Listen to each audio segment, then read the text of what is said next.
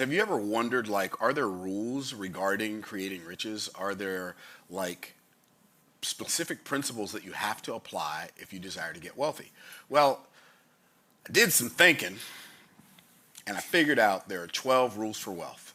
And on this video, I'm going to break down what those 12 rules are. There are 4 pillars, and under each of those pillars, there are 3 principles that we have to apply if we are going to create wealth. And at the end, I'm going to wrap it all up in a bow for you and show you how it correlates exactly with something else I've already taught you. So grab your pen and paper. There's going to be a lot of writer-downers. Okay, the first thing, before I even get into the 12 rules for wealth, is you have to understand that if you're going to create wealth, you have to understand or have an awareness of what wealth is and how it works.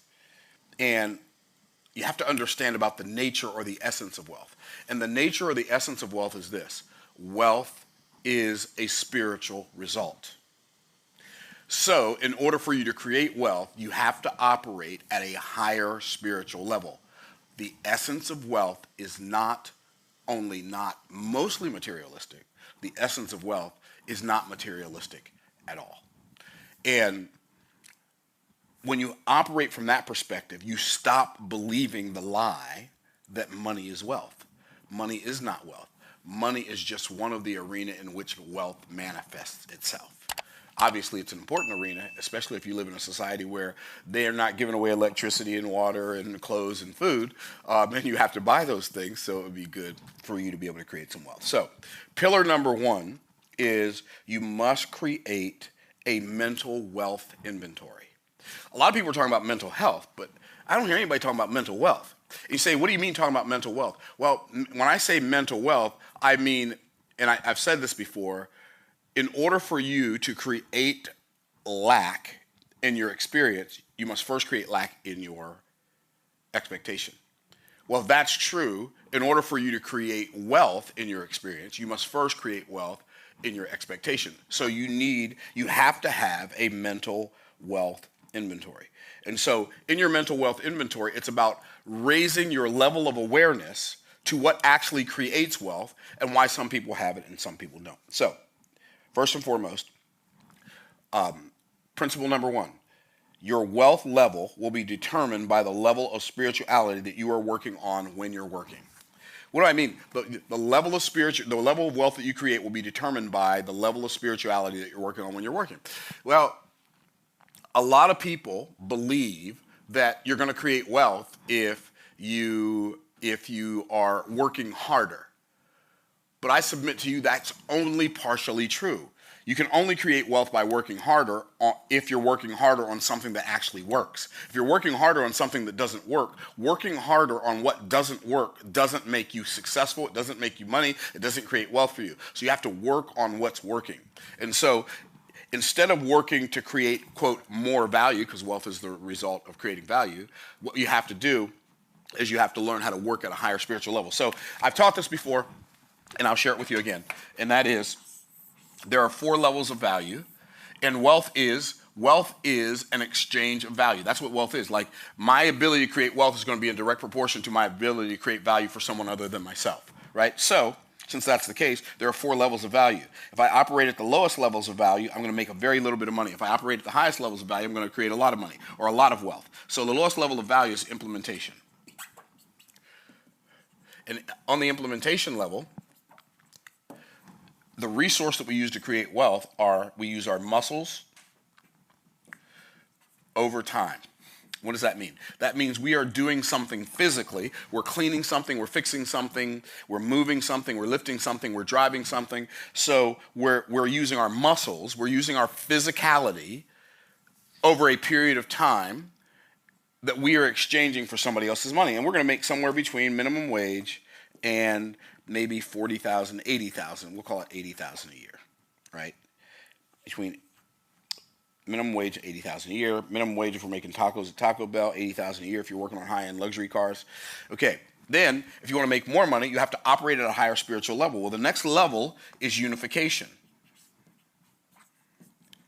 By the way, working at a higher level of value doesn't necessarily mean you're working harder. In fact, oftentimes, the work that you do at a higher level is not as hard as the work that you do at a lower level. It just is more, it's a higher spiritual activity, so therefore it produces a higher compensation. Well, unification, on this level, the resource that we use to make money are our management skills. And when we use our management skills, we're going to make somewhere between $40,000 a year and $250,000 a year. And we'll make $40,000 a year if we're managing Taco Bell. We'll make $250,000 a year if we're managing, if we're a middle manager at Lockheed Martin or Boeing or John Deere or one of those big Fortune 100 companies. Cool. So when we get up a little bit higher and we begin to work at this level, this is above this line is where wealth begins to be created. And so this level is communication. And on the communication level, the resource you use to create wealth is your mouth. So use your mouth to create wealth. And on this level, on the low end, you could be making $100,000 a year selling cars. On the high end, you could be making $100 million. And so when we understand the levels of value, in order for me to make more money, I have to work at a higher level of spiritual activity. Managing people who do the work is a higher level of spiritual activity than doing the work yourself. Communicating a message that creates a message that moves the masses, or having conversations that create cash flow, is a higher spiritual activity than just managing the people doing the thing. You think about it. Language is something that only spiritual beings have.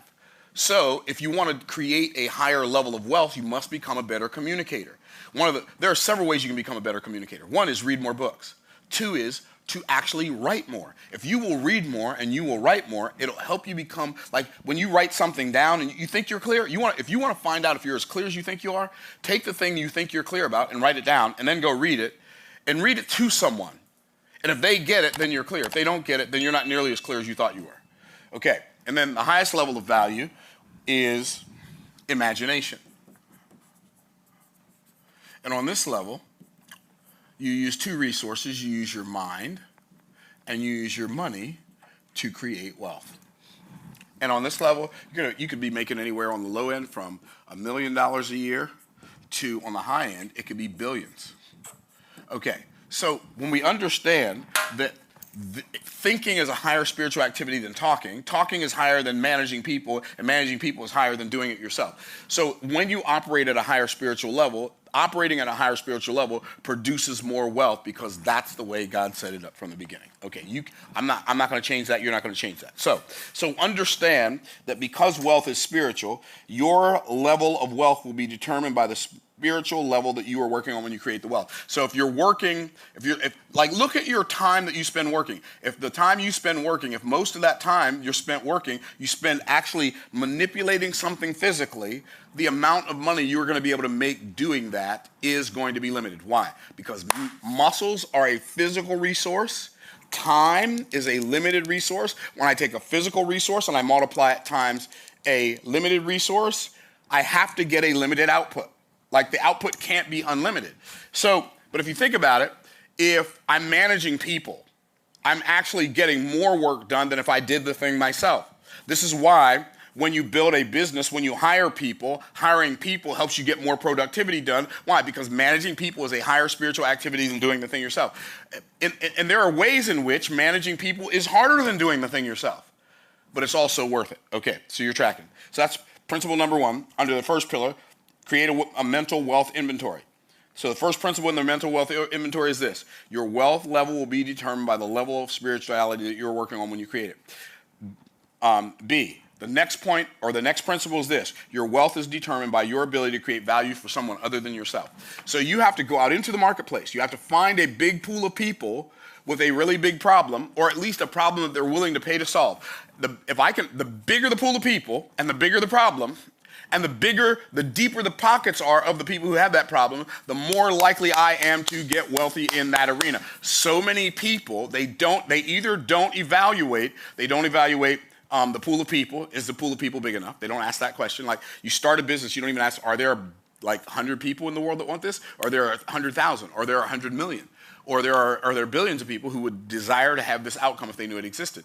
Because if the pool of people is too small, it doesn't matter how good your solution is. See, some people go out and they'll write a book and they'll think, this is a great book. What may be a great book, but if nobody wants to read it, it doesn't matter. They'll go invent something. They say, this is the greatest product ever invented. It might be, but if nobody wants the result the product can produce, it doesn't matter. And so is there a big pool of people? You have to ask that question. You're getting ready to go into business. Is there a big pool of people that have this problem? Okay? Is the problem a big problem, or is it a mosquito bite, or is it like a snake bite? Like, how severe is the result of not solving this problem? How devastating are the consequences of not solving this problem? Because the bigger the pool of people is, and the bigger the problem is, then I have just increased greatly my opportunity to create wealth. And see, a lot of you, what you've done is you've gone to school for a thing, and you studied that thing, and you got all this time, effort, energy, and money invested in learning how to do this thing. So to you, you value the thing you put money into, time into, effort into, energy into. And so what you've done is you go out into the marketplace, you want to talk to people about that. I've got news for you. They don't care. They care about their stuff, their problems. You're talking, and you want to interrupt what they're already thinking about, what they're already concerned about, and then you want to get them concerned about something else because that's what you know how to do. I promise you, that is called the formula for disaster. So, wealth, your ability to create wealth. This is principle number 2 under your wealth, your spiritual wealth. Inventory. So understand, or your mental wealth inventory. This is number 1 under your mental wealth inventory. Number 2 rather, you have to have the ability to create value for someone other than yourself. And so that means we have to stop making ourselves the priority, and we have to make other people the priority, and stop worrying about our problems. I need to make this money, I need to make this money, I need to make this money, I need to make this money, and then go out and solve somebody else's problem. And then they'll be, I'm happy to pay this money, I'm happy to pay this money, I'm happy to pay this money. And so your wealth is going to be in direct proportion to your ability to create wealth, to create value for someone other than yourself. But if you're going to create value for someone other than yourself, you have to understand how to perceive value, what other people value. So in order to perceive what other people value, you have to know where values come from. Like, where do people get their values? What causes you to value one thing, and you to value something else, and you to value something else, and you to value something else, and me to value yet something else? What causes that? Well, I believe that there are more than this, but there are 3 primary places values come from. Number 1, past perceived voids create present pursued values. What does that mean? Things that you feel like were missing in the past are things that you value in the present, so therefore you are pursuing them. Why? Because you didn't have it in the past, but you desired it in the past. So it was lacking, but it was loved. And so now, even though you've never had it, you still desire it. The thing that made me want to be rich more than any other thing was being poor. Right? I'm just keeping it real. I hated being poor. I hated life telling me no. It cost too much every time I desired to do something. So I said, okay, past perceived voids create present pursued values. Another one, present perceived virtues create present perceived values, pursued values. What does that mean? That means things that I perceive as good right now, those are the things that I will put my effort and energy and time into pursuing. Why? Because present perceived virtues, things that I currently perceive are good, those are the things I value. So if you're talking to me about how to have more of the things that I presently perceive as virtuous or as good, then my answer is going to be an automatic yes. Are y'all tracking? Okay. So number 3, values. So first, values come from past perceived voids, create present pursued values. Present perceived virtues create present pursued values. And then future perceived visions create present pursued values. So if I have a vision for an outcome in the future, and the more clearly I can see that outcome happening for me, the more likely I am to say yes to an offer that tells me that I can have that thing in the future. So if I can learn how to communicate to people in a way that lets them know I can help them fulfill their past perceived voids, their present perceived virtues, and their future perceived visions, they are much more likely to say yes to me and my offer. Does that make sense? Okay, cool. So next is, so pillar number one, create a mental wealth inventory. Pillar number two, create a verbal wealth inventory. A verbal wealth inventory. The quality of your life is going to be in direct proportion with the quality of your communication. What does that mean? Well, King Solomon said it like this: death and life are in the power of the tongue, and they that love it shall eat the fruit thereof. He said it like this: a man shall eat good by the fruit of his mouth. Job said it like this: thou shalt also declare a thing, and it shall be established unto thee. So our mouths, every word that comes out of our mouths, are a seed that we are sowing into the garden of our future. So if I desire to reap a good harvest in the future, because today is yesterday's tomorrow, if I desire to reap a good harvest in the future, then I better be about the business of sowing good seeds with my words today. So, a verbal wealth inventory. You must learn how to convey or communicate the value that you've created clearly. You have to learn how to communicate it clearly. Okay, so I'm going to say something to you. I'm going to quote my daughter first. Here's what she always says: the biggest mistake in communication is thinking that it happened. Wow, what? Okay. Now I'm going to give you an original Myron Golden quote. You didn't say what you thought you said. You said what they thought they heard. Oh, snap. You didn't say what you thought you said. You said what they thought they heard. And so you think you're being clear, and you're actually being cloudy because you haven't practiced your communication.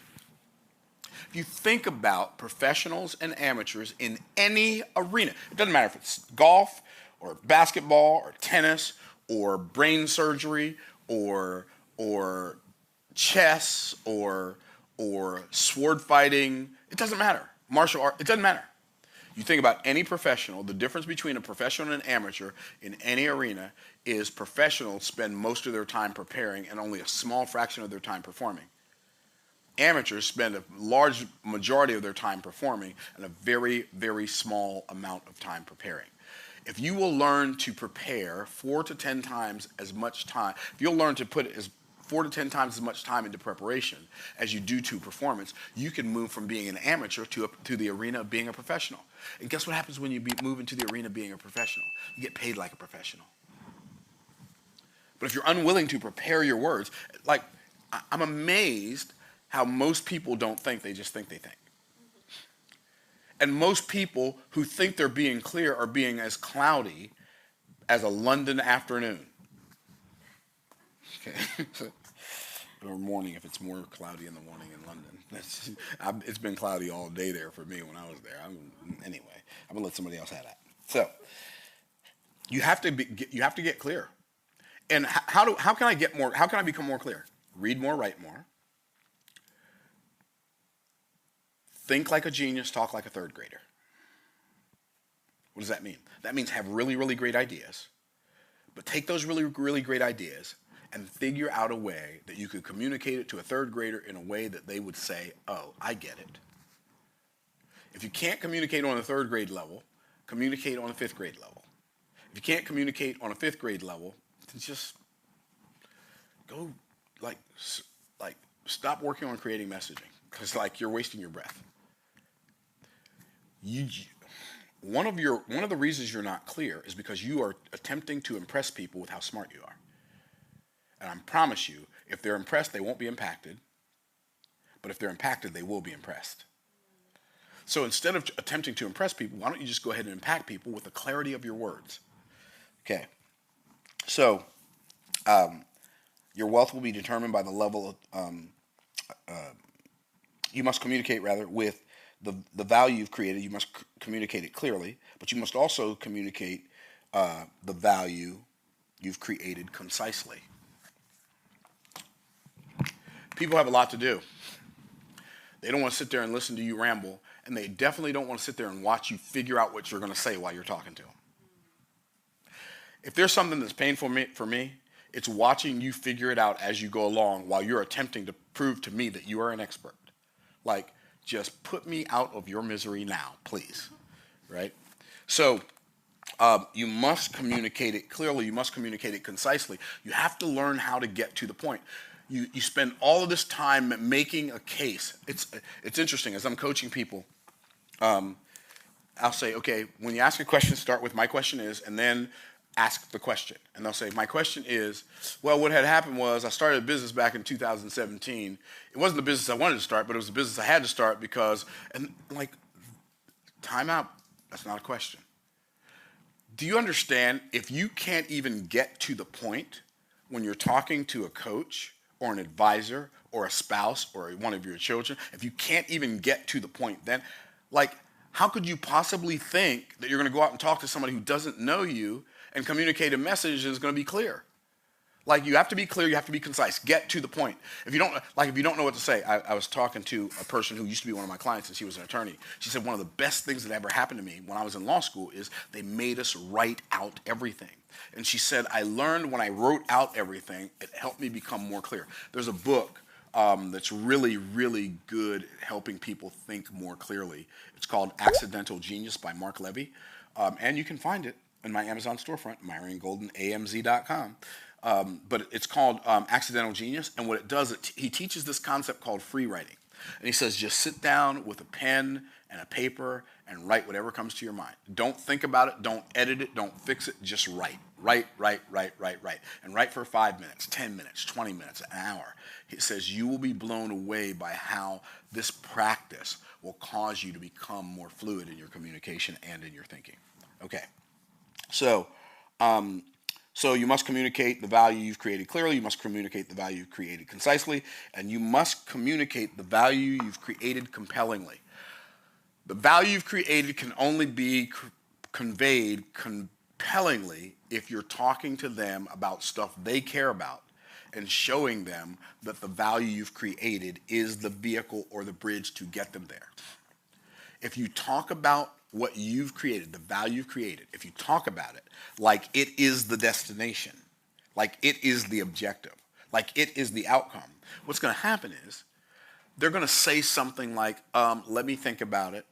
Let me talk it over with my wife, my husband, my next door neighbor, who's just as broke as I am, the dog catcher, the milkman, the mailman, or the UPS driver. They're going to come up with some kind of excuse because they don't have enough intestinal fortitude to tell you no, and they believe that if they tell you they've got to think about it, either you won't check back with them, because most people who consider themselves in sales don't check back with them, or when they do check back, they just ignore you, right? So that's their way of telling you no without telling you no, okay? So instead of doing that, sit down and think about them from their perspective. So when you're talking to them, you're only talking to them about stuff they care about instead of talking to them about stuff you want them to care about. See, one of the reasons that I believe that my messaging is so compelling to so many people is because I don't have an objective that I want them focused on. I want them to see that I've obsessed over their objective. And when that's the case, and when people perceive that, then and only then they'll happily be compelled by the value you've created. So, mental wealth inventory. Create a mental wealth inventory. That's pillar number 1. Pillar number 2, create a verbal wealth inventory. Pillar number 3, create a tribal wealth community. A tribal wealth community? What does that mean? That means people need people. When God said it's not good for a man to be alone, he was saying that the man needed a wife. But that wasn't all he was saying. He was saying people thrive better among people. Why? Well, if you think about the thing that creates fulfillment, the three things that create fulfillment, which are creation, like I feel more fulfilled if I make something, if I take nothing and make something out of it, or if I take some ingredients and I make a meal, or if I take some lumber and some nails and some drywall and I build something in my house, a closet or a room or an addition or whatever, I always like the sense of, oh, I did that. Or if I sit down and I write a book, the fact that I feel like, oh, I accomplished something, that gives me a level of fulfillment. It doesn't give me complete fulfillment, but at least it gets me on the road. But the second component that creates fulfillment is connection. We need connection with people. Like God created the heavens and the earth, and he created creation, creatures, and creators, but he couldn't relate, like the creatures and the creation couldn't relate to him. So he created creators, or he created man, which is like God, but not God. Why? So that God could have connection with man. But also, it's good for man to have connection with man. So the more people we have in our network, the more fulfilled we're going to be because we have connection, but the better we can do financially. You will make, like if you have a business, that business will thrive more in a big city than it will thrive in a rural community. Why? Because there's more people. There are more people whose problems you can solve. When you're around more people whose problems you can solve, you can create more wealth. That's what I mean when I say you have to create a tribal wealth community. So you have to build a loosely connected community. This is called your audience. The people who just don't know you, but they know about you. And when you show up, they show up to hear you. They show up to see you, right? It's called your audience. So when you're following these 12 rules for wealth, you've established your mental health, your mental wealth inventory. You've established your verbal wealth inventory, and now you're creating your tribal wealth community. Okay, the first level of that community is your audience. How many people are paying attention to you? Because I got news for you. If you don't get them to pay attention to you, they're not going to pay you. If they don't pay you with their attention, they're not eventually going to pay you with their assets. But if you will figure out a way to get people to pay attention to you, it won't be long before a percentage of them will pay you. Okay, so as we're thinking about the 12 rules for wealth, how big is your audience? People say, well, I've got 300 followers on Instagram, and I've got 400 subscribers on YouTube. That's great for a start, but don't let it stay there. And one of the reasons, this is so interesting, one of the reasons that we don't build a tribal wealth community that's loosely connected to us, that's called an audience, is because we've been programmed not to like the sound of our own voice. So we spend our life hiding our voice, hiding our value, and not communicating to the world that we can help them. But the reality is, if you couldn't help people in the world, you wouldn't be here. You'd already be gone. So we were created for creation, where we feel fulfilled when we're creating. We also feel fulfilled when we're connected, but we also feel fulfilled when we're contributing. And so that's another reason why it's good to be around people, because when you're around people, there are more people to create. There are more people to create solutions for. So there's more opportunities for you to get paid. There are more people for you to be connected to. And this person's going to know that person. This person's going to have this idea, and all of these things are going to bounce off of each other. So now you've got this community of people that you're vibing with, and then lastly, you have people that you can contribute to. And hopefully, all of us, have somebody in our lives that we contribute to consistently that have absolutely nothing to offer us in return, because that's the level of contribution that really amplifies fulfillment. So if we have all three of those, we're in great shape. But guess what we need for all three of those? We need people. We need a tribal wealth community. And it starts with our loosely connected community, and that community is called our audience. How big is your audience? I have a community of high-level entrepreneurs who are in a coaching program that I have that's $55,000 a year. And one of the things that I perpetually warn them about, and it's hard for them to believe it, especially when they're young. Young people have a tendency to believe that things are going to be the way they've been because they've not been here that long. And that's not a bad thing. So like everything great feels greater to a young person. And everything painful feels worse to a young person. Why?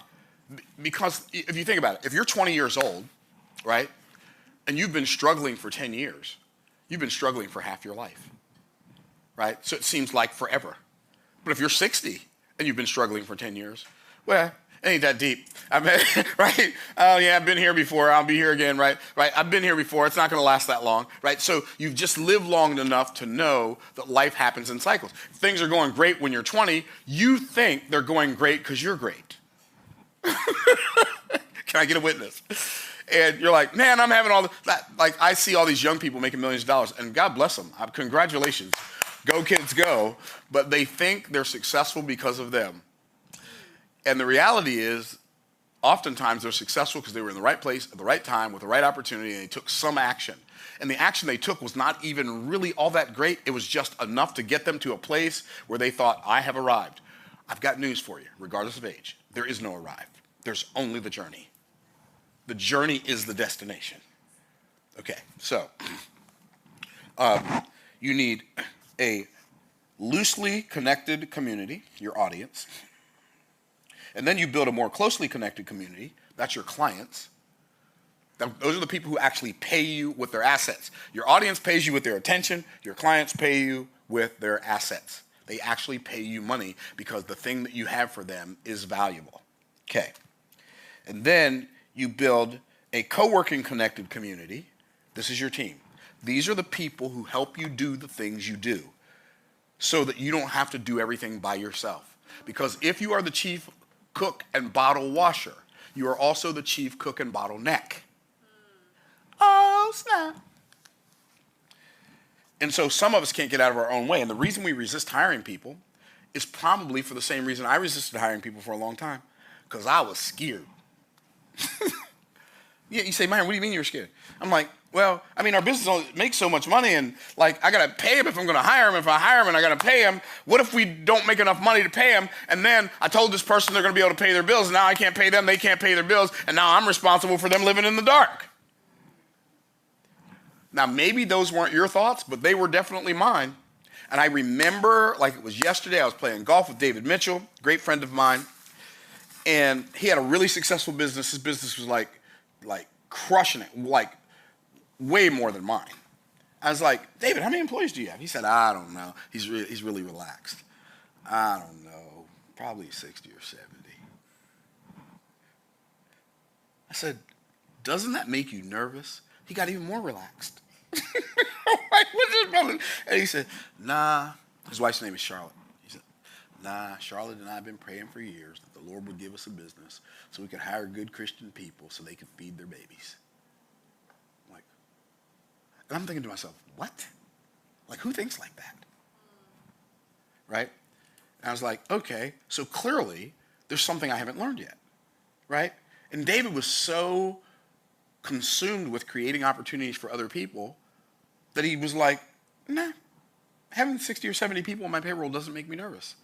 Okay, that's another level. Well, let me help you with that. As you're building your team, my recommendation would be to hire one person at a time, hire them part-time, and hire them to do the thing you hate the most and that you're terrible at. And find somebody who's good at what you're terrible at and who loves to do what you hate to do. Now, this was so hard for me to believe because I would feel bad for giving people work to do. I kind of still do sometimes, to be honest with you. Okay, I'm an old softie, more old than softie, so don't get it twisted. Okay, so I would feel bad for asking people to do stuff that I'm paying them for. And because I'm like, I would hate to do this. But they love it. But I'm thinking to myself, how could you love this? Like, how could you love a spreadsheet? Like when somebody, hey, just create a spreadsheet, send me a spreadsheet. Like the thought of creating a spreadsheet, the thought of creating a PowerPoint, like it almost gives me shingles. It's like, oh, it feels, oh, it's so terrible. But it's not. Some people love that stuff. And so,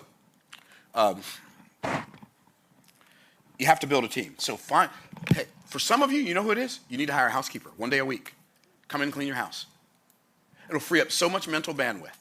And then when they do a good job and you start making more money, because if anybody frees up mental bandwidth for you, it will make you more money because you will have the ability to think so you can grow rich. So hire a housekeeper, hire a cook, hire somebody to cut the grass, hire somebody to clean the pool.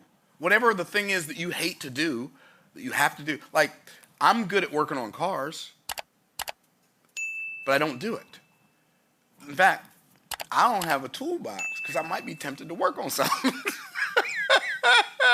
Say, Myron, why don't you got a yard, bro. Why don't you have a lawnmower? I might be tempted to cut my grass. Sometimes the best way to not yield to temptation, don't put yourself in a place where temptation can happen. Can you imagine me 96 degrees? I'm out there sitting on a lawnmower riding around in circles? Baby. Okay, sorry. No, right? Hire somebody who frees up bandwidth for you. For some of you, that's going to be like somebody who's going to do fulfillment when you sell stuff. For some of you, it's going to be somebody who's going to shoot and edit videos. I don't know what it's going to be, but stop thinking that you're going to make more money by doing everything yourself and keeping the money to yourself. Take some of that money and pay somebody to do some of the stuff you hate to do and you're not good at. I promise you, it'll change your life like very few other things will. Okay, so so pillar number 1 in 12 Rules for Wealth, create a mental wealth inventory. Pillar number 2, create a verbal wealth inventory. Pillar number 3, create a tribal wealth community. Pillar number 4, create a practical wealth activity. And there are 3 different arenas in which we must create a practical wealth activity. Number 1, we have to create a practical wealth activity in the arena of business. Now, the reality is, if you do the second one, you don't have to do the first one. But if you do the first one and you do the second one, you can do it all way faster. So the first principle is, the first practical wealth activity is, you have to start and build a business. Now, you can create wealth as an employee without having a business. It just takes longer, and it requires a level of discipline that many people don't have. Okay? Like, I really literally believe with every fiber in my being, if I had a job making hamburgers at McDonald's, I could become a millionaire. It would take longer, but I could become a millionaire. Because the level of wealth that you create is not predominantly determined by how much money you make. It's not.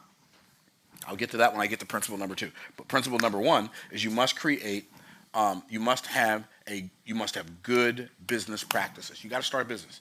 Good business practices. What are good business practices? Obsessing over other people's problems. What are good business practices? Obsessing over your messaging so that when you talk to people about the solution you've created, they say, can I pay you now? Right? Not, oh, I think I might be interested in that. You know what that means? Nothing. I might be interested in that means, here's what it means. I'm not buying this from you, but I don't have enough intestinal fortitude to tell you no. That's what I might be interested in that means. But when I create messaging, my messaging is not designed to create a response that says, I might be interested in that. My messaging is designed for people to say, can I pay you for it right now? Yes, you can. Okay. So you must have good business practices. You must have good money management practices. By the way, if you want to find out about where to get good business practices, you can read this book. It's called Boss Moves. Boss Moves is an acronym. BOSS is an acronym. It stands for Business Optimization Success Secrets. This is my business brain in a book. Okay, Boss Moves. Okay, so if you will practice these principles, you can create wealth. And that's not me trying to sell books. You can only get that book on bossmovesbook.com.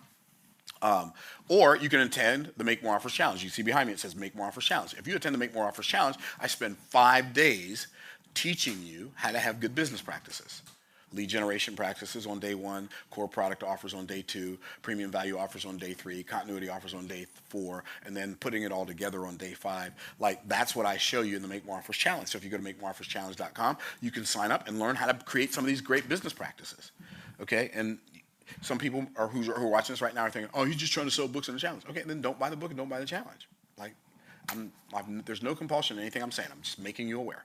And when it comes to a good business practice, one of the practices I have, if you buy the VIP experience of the Make More Offers Challenge, which is $297, I give a 10 times better than money back guarantee, which means I guarantee you that if you don't believe it was worth 10 times what you paid for it, on Friday, I'm going to remind you to get a refund before the challenge is over.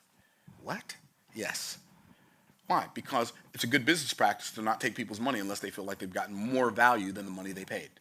Okay, you're tracking. So, principle number 1, under create a practical wealth activity, you must have good business practices. Number 2, you must have good money management practices. This is how you create wealth if you have a job and you don't have any desire whatsoever to start a business. All you have to do is manage your money better. And in this book, From the Trash Man to the Cash Man, How Anyone Can Get Rich Starting From Anywhere, one of the chapters is on the money management principle of millionaires. I can if my can say I can. And if I worked at McDonald's or Taco Bell, or if I worked at some place where they don't pay you that much money, I could become a millionaire by practicing the money management principle of millionaires in this book. And it's called I Can If My Can Say I Can. And so get better at managing your money so the outgo doesn't exceed the income, so the upkeep does not become the downfall. And if you will do that, even if you don't make that much money, you can become a millionaire, and probably inside 20 years, like without even having a business, right? And 20 years is going to go by anyway, so you might as well. But can you imagine what would happen if you have good business practices and good money management practices, right? Most people just have terrible money management practices, like just terrible. You're like, they spend way more than they make, and they've got two problems with that. One, they don't make enough. Two, they spend way too much. But all of us could live off of way less than we live off of now. We're just unwilling to do it. Like I remember I used to live in Harrisburg, Pennsylvania. And I remember when this restaurant opened. It was a little restaurant, Uptown Plaza, called the Great Wall. Rob, do you remember when the Great Wall opened? And there were like 15 people, 15 Chinese people. They didn't live that far from the restaurant. They all lived in the same house, multiple families. They all lived in the same house. They started that restaurant, and then they built it up, and then they went and opened up another one. And then another family member would move out, and they'd go get another house and from the money they made, and then they'd help that person get started. And then they'd do it again, they'd help that person get started. One of the reasons we have such a hard time creating wealth is because we've got so much pride. We have so much Frank Sinatra, I did it my way mentality inside of us that we don't realize the reason that God put people in families and in communities is because he put us here by ourselves, but he did not put us here for ourselves. And so we could figure out a way to spend less money. One of my team members just told me the other day, they're going to be moving in with a family member. They're going to be partnering, splitting the rents. That's such a brilliant idea. It's such a great idea. Why? Because then you can spend less money and you can do more with the money that you're making to turn that into more wealth. So you must have, number one, good business practices. Number two, you must have good money management practices. And number three, you must have good investment practices. So I'm going to share with you something I wish someone would have shared with me when I was much younger than I am right now. And that is two of the best places to invest money, in my opinion. I'm 63. I don't know everything, but I've learned a thing or two about a thing or two. The two best places to invest money, number one, some kind of permanent life insurance, index universal life, whole life insurance, something where the life insurance also has a savings component with it. I know, buy term and invest the difference. I get it. A lot of people would disagree with me on this. I know. I used to preach and teach buy term and invest the difference, but I noticed what would happen in reality. That's a great philosophy, but in reality, most people who bought the term insurance did not invest the difference. So when it came time as they got older and less likely to be insurable, and if they let their insurance lapse, it became harder and harder and harder for them to get more insurance, and they still didn't have any cash. So if you buy the whole life insurance, it doesn't build wealth rapidly, but it builds transferable, non-taxable wealth. And number two, another great place to invest money is in real estate. Every single solitary person listening to my voice right now, hear me when I tell you, invest in some real estate that you do not live in. Or if you do live in it, invest in a multifamily where you rent out, I don't care if it's a duplex, a fourplex, an eightplex, where you rent out some of the units, and then you have the tenants paying off your mortgage. If you can figure out how to build your credit up to the place where you can invest in a fourplex, and you can rent out 3 of those, you can live in one of the 4 units for free, and have other people pay off the debt, and then you get the appreciation, the value of the property goes up, your wealth goes up, and you get the depreciation. You get to write off the first 27 and a half years of expenses on your taxes, and you get to do that in the first year. What? So when you think about these 4 pillars, by the way, this is me wrapping it up in a pretty little bow. When you think about the 4 pillars of the 12 rules for wealth, when you think about having a mental wealth inventory, when you think about having a verbal wealth inventory, when you think about having the verbal wealth inventory, when you think about having the tribal wealth community, and you think about having the practical wealth activity, when you put all of that stuff together, it lines up perfectly with the 4 levels of value. The mental wealth inventory is the imagination level. The verbal wealth inventory is on the communication level. The tribal wealth community is on the unification level, and the practical wealth activity is on the implementation level. And guess what? You have to have all 4.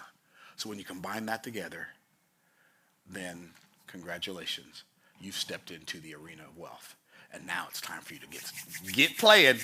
Start playing in the arena of wealth instead of playing in the arena of lack. Congratulations again for being in the right place at the right time. I hope this video helps you take your life and your lifestyle to the next level. Stay blessed by the best, and we'll see you in the next video.